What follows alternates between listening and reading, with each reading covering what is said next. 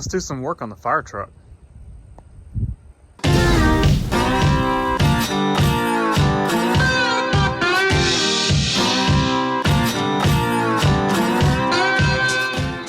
So the goal today, we are going to actually do some work on this thing, and that's going to be to replace these coolant hoses, heater hoses. If you can see this one right there, that's not a jacket around it. That is the outer portion of the hose that has, like, I don't know if it got hot or what, but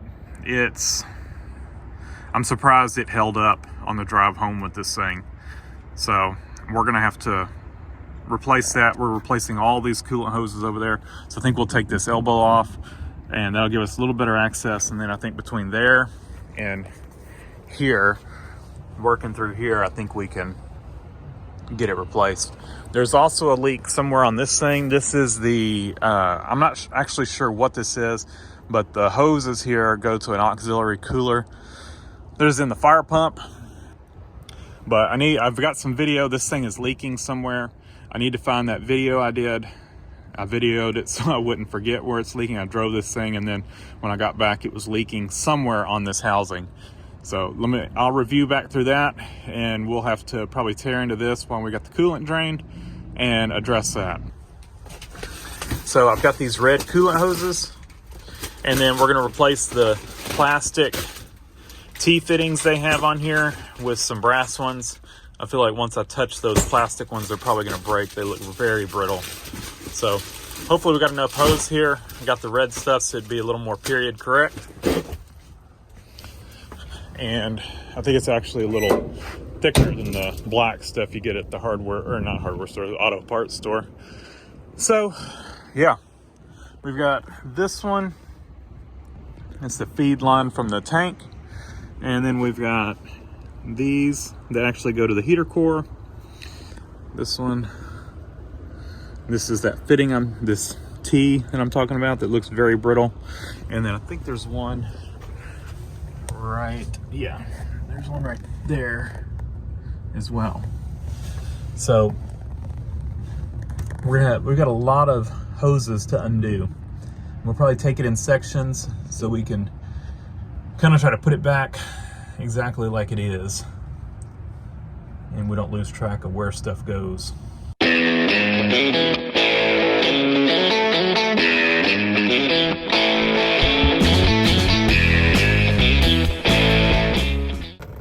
Well, if you look up in here, get y'all sideways, you can see we've got a drain petcock right there, but it does not want to come out, and I'm afraid I'm going to damage it, and so I don't want to risk that. So came over here to the block. We've got a couple on the block, so I just picked that one, and we're going to drain it right there. That'll get enough coolant out of it. It's about the same height as the one in the radiator. We'll be left with some coolant in the bottom of the radiator, but we really don't care about that. I'm not doing this to change the coolant or anything, or try to flush the coolant out. Coolant looks really nice and clean. To be honest, I'll probably run this in my other tractors, but we will go back with fresh coolant in this thing. If we're gonna do it, we might as well. And like I said, we'll save this for tractors and stuff. But this thing was well maintained, so I'm sure it's probably good. We're gonna let this drain for a while. It's gonna take a while, and then we'll come back and start undoing some of these hoses. We're only doing the heater hoses. We're not messing with any of these other hoses on this thing, because I don't really know how to find them. If y'all got any ideas on how to figure out hoses for this thing, I haven't looked to see that maybe there's a part number on some of them, but you know, like the radiator hoses, and then, well, mainly just the radiator hoses. And maybe they're just generic. Like this one's just a little 90. We can easily find that one. But like the bottom one down there,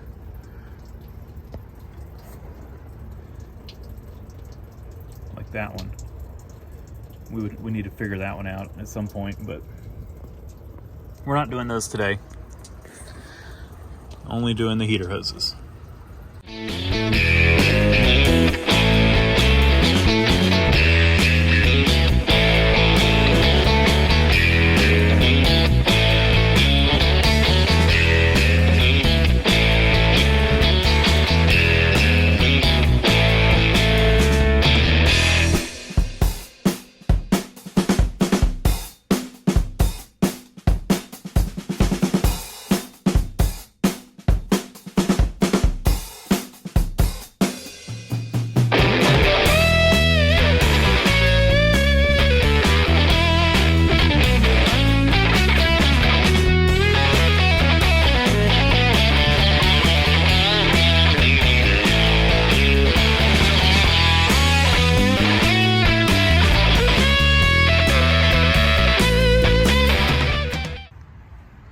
So I had a thought here, and I think we're going to simplify this just a little bit. So far the heater core has not leaked, but it does have a shutoff valve on here. There's a short little piece of hose there that connects to it, but I think I'm actually going to bypass the heater core, and I will tell you why. The reason being, the whole heater's rotted out. The blower motor housing, all of that is toast. There's no heater left in this thing. The heater core's there, but I mean, it's not gonna work. So I think we're just gonna bypass it. I don't think there's any reason to hook it up. Who knows if it'll hold up over time anyway, but it's ultimately gonna have to get disconnected anyway if we do a cab swap on this thing. So I think for now, I'm gonna disconnect the heater core and just let it be bypassed. I've done some reading, and I think this is actually the heat exchanger for the auxiliary cooler. And basically there's a set of coils that run in through there, and these lines here are not engine coolant. These are water from the fire pump. So it sends pressurized water, you know, through here, and that's your cooling circuit. And there's an inlet and outlet. So this is actually the little heat exchanger right here. There's our coolant. Cool thing about these pans, this is like a concrete mixing tub, but it actually has measurements on there. So we're at the 5 gallon mark. So we're gonna need 5 gallons of coolant in this thing. Probably 6 by the time, you know, we lost a little bit of spillage when we undid the hoses, but 6 gallons of coolant should be just about right to fill this thing back up.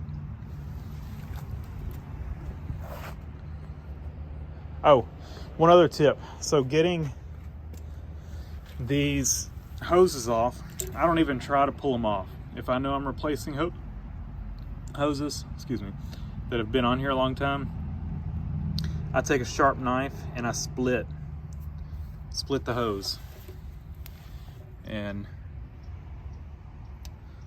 did that on all of them. And then I just take the end of my knife and just kind of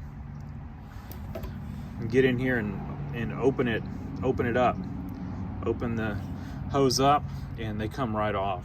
I mean, it's by far the easiest way to do these things.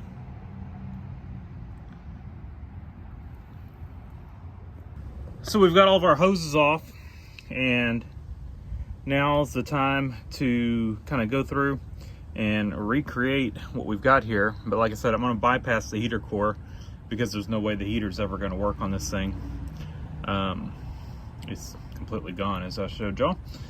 So we'll bypass that. I do have some little plugs just to plug off the heater core itself, because it does not appear that it's leaking. So if we ever get a cab or anything, we do have what appears to be a good heater core in here. So we want to keep that protected. So it's full of nice green coolant at the moment, and we will cap it off and let it hopefully get preserved. I went ahead and any of the steel barb fittings, heater hose fittings, I cleaned up with the wire brush because they were a little bit rusty. The brass ones look fine, or copper, whatever you want to say, they look fine. No need to clean those up, they're in good shape, but there was 2 steel ones that were rusty, so those are cleaned up now. But like I said, I'm gonna take some time to kind of go through and recreate what we've got here minus the heater. It's actually been a few days. We got a ton of rain the past few days, so I haven't been able to work on it. So I'm actually gonna review over some footage here and see which one went where. It's the beauty of filming this stuff, and what can be eliminated. All right, reviewed back through my footage, and this hose setup here will stay as is. This goes from the front of the engine, and then it goes to the, there's a fitting on the front of the engine, and it goes to the water tank, the coolant tank, and then it goes to the heater, the coolant heater. So this one stays as is. So I've recreated this one. We're gonna cut this to length. So we made up these 2 based on these lengths. And then this one was a little bit on the long side previously. So I just left this full length, and we're gonna figure out the correct length that we want for this. For that one, so this one goes to a port on the engine, and then it goes over to the heater core, and that one goes from the auxiliary cooler to a port on the engine to the heater. And so we're gonna end up with one of these, well, 2 of these are gonna go to the engine and 1 to the heater is how it's gonna end up with. So we're gonna have the same amount of T's, we're just taking this loop right here out and replacing it with a loop from there to the front of the engine, bypassing the heater.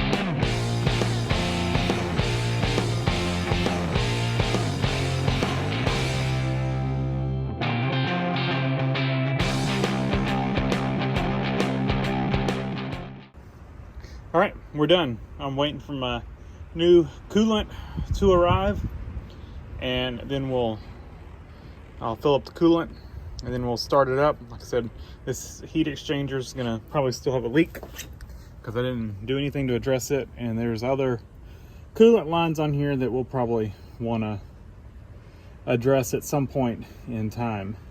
I think it turned out pretty good. I think the red looks good, although it's got other black hoses around it.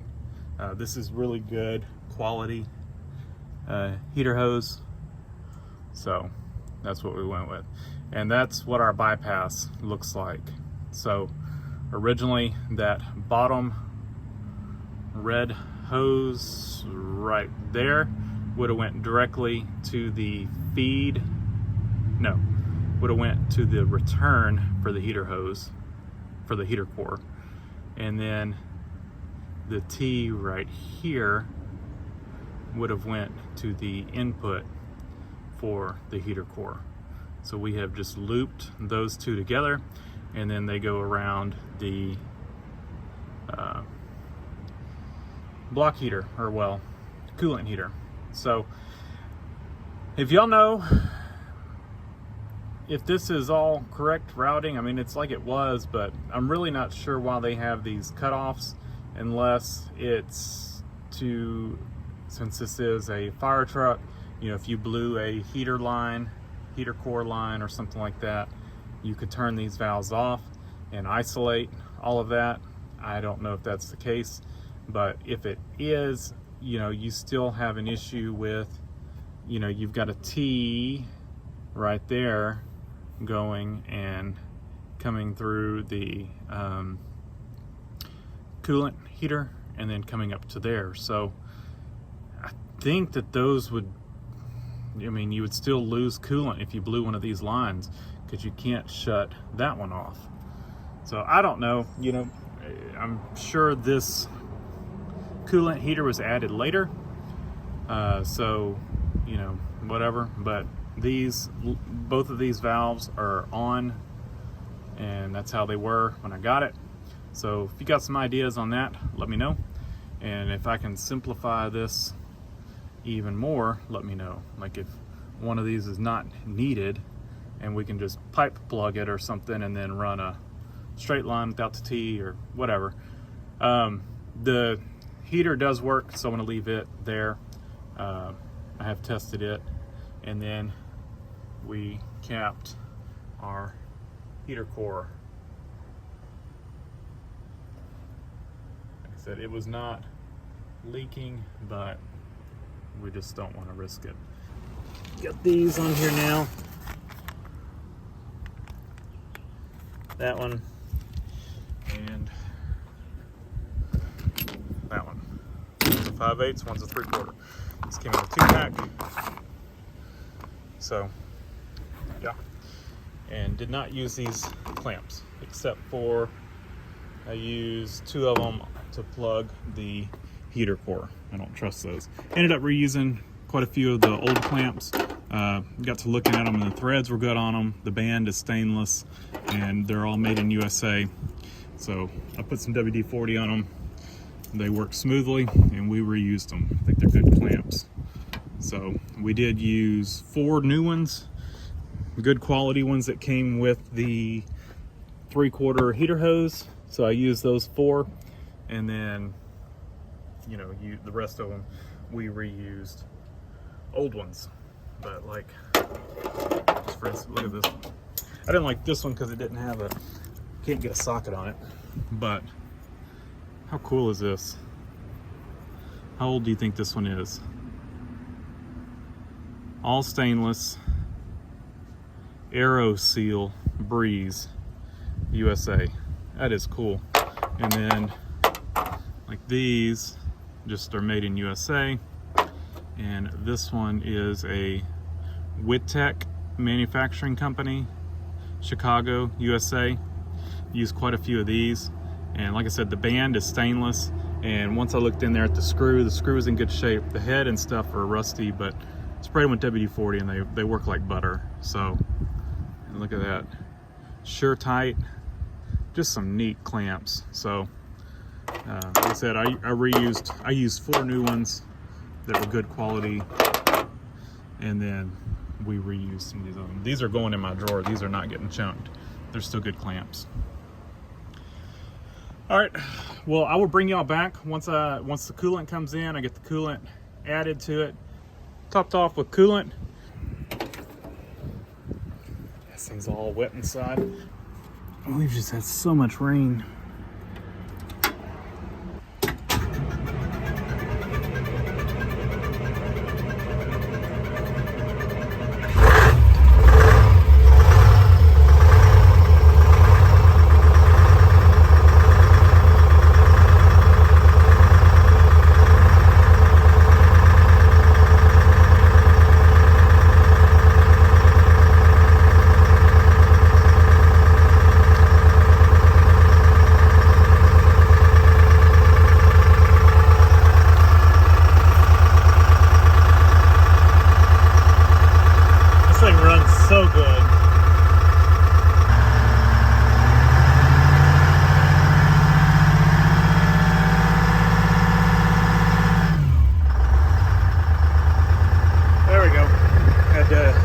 inside the alternator. I'm gonna go check coolant, and we're gonna just let it run here, build up air pressure. We're up temperature. No leaks.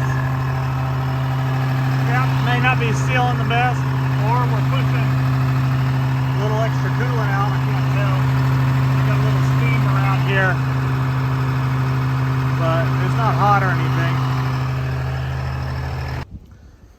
Got it all buttoned back up. Intake tube back on it now, all that kind of stuff. And our coolant, I don't know if you can see that. Yeah, you can kind of see it. We're at a good level there. So I think we are in good shape. I've let this thing heat cycle and everything looks good. And our hoses are all good. I made sure nothing is rubbing. That it gets really close down there, but it's not rubbing, and I think we're all good. So we're gonna end this one off here, and next video we'll take this thing for a drive. So until then, thanks for watching. Leave a comment down below, hit the like button, and subscribe for more. Lots more videos to come on this fire truck.